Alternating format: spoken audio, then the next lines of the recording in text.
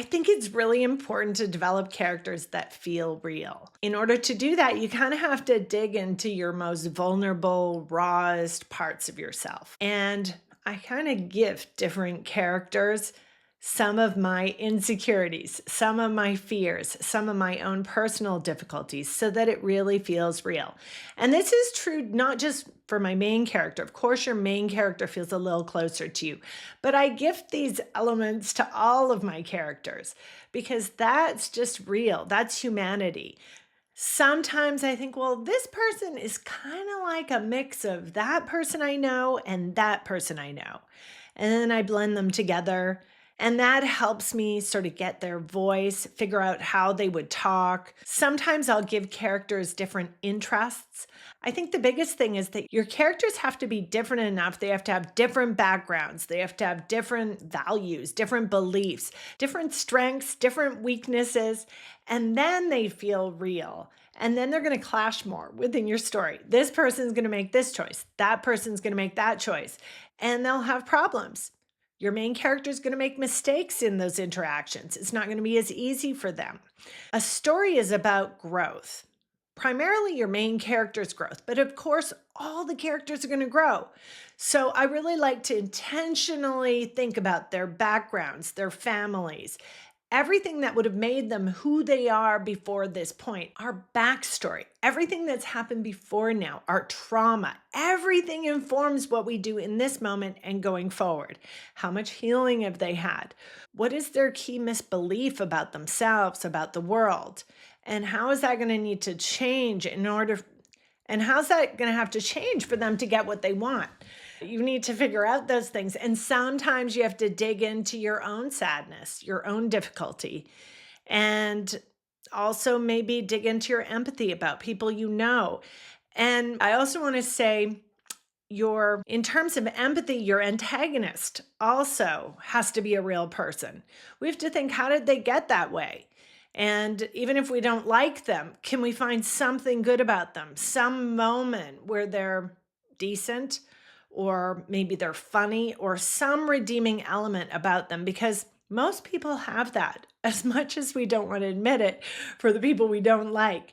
Everyone has some goodness. Everyone has something special about them. And that's the same in your stories. So you have to make sure you put that in. So you might say, yeah, but what do I do? Okay, I'll give you one little technique I use. And that is I look at the body. So I go from the feet all the way up to the top of the head. And I know this sounds very airy-fairy, but I think of the chakras because just energetically, that's important. Where do we hold our stress and our difficulties? But also, it's really good to make sure that you have the complete scope of the person. So from the feet, I think of how do they run? How do they walk? What kind of sports do they do? Then I go up their body, think about their legs. Do they have any scars? Do they play any sports? Anything like that. I focus on the legs. Then I think about the lower triangle. I think about everything associated with that area. I think about their fears, their desires, their vulnerability. A story is really about what does the character yearn for? What is their need underneath what they're saying they want? And so you need to know that. And that's sort of centered in that part of the body, their ambition. Okay. So sometimes it really helps when you think of that for yourself. Because if you know yourself, then you'll be able to think about that character.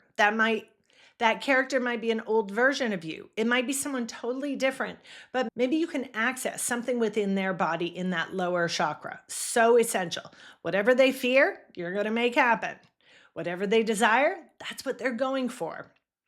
Okay, you go to their heart chakra and you think, well, what do they love? Who do they love? What is their favorite thing they like to do? What makes them really happy and joyful? So we need to go to that area to think of that. And then, of course, whoever they love, they're going to risk losing that in the story. All right, you move up to the neck and you think of secret, anything they have difficulty saying. What kind of tension do they hold in this area? So many people have neck tension. And why? We're restraining ourselves. We're holding back.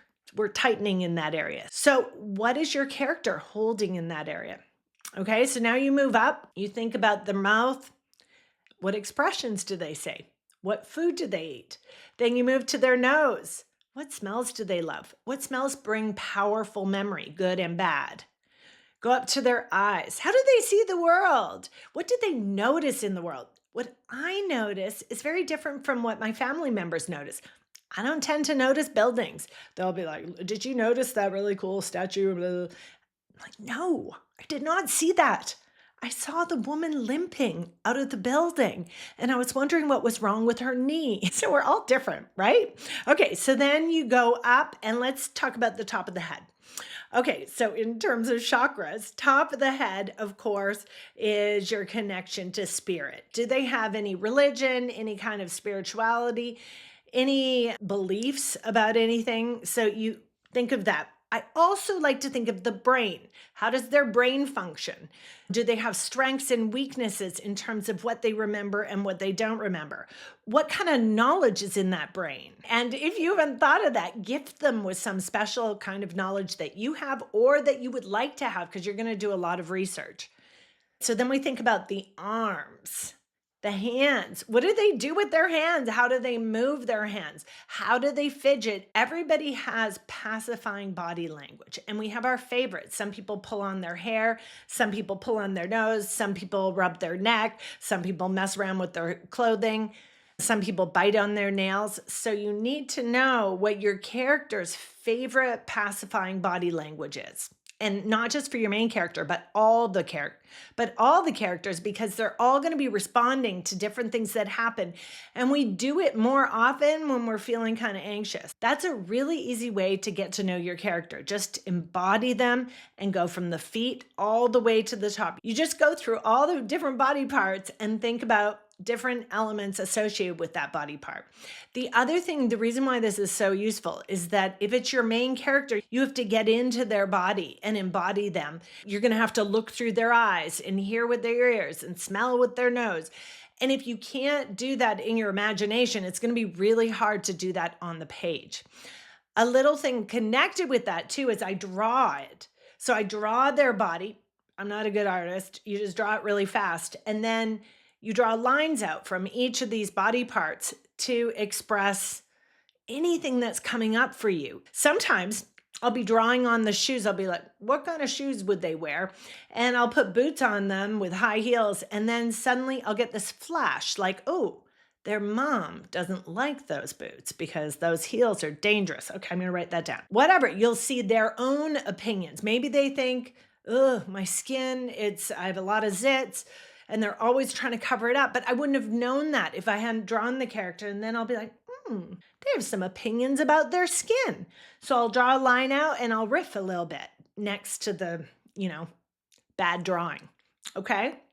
Let yourself kind of spin out and write all around the body and you'll be shocked by what comes out. Okay, so does that make sense? That's how you can create a character that is super compelling and feels real. And you want to do that for all your characters.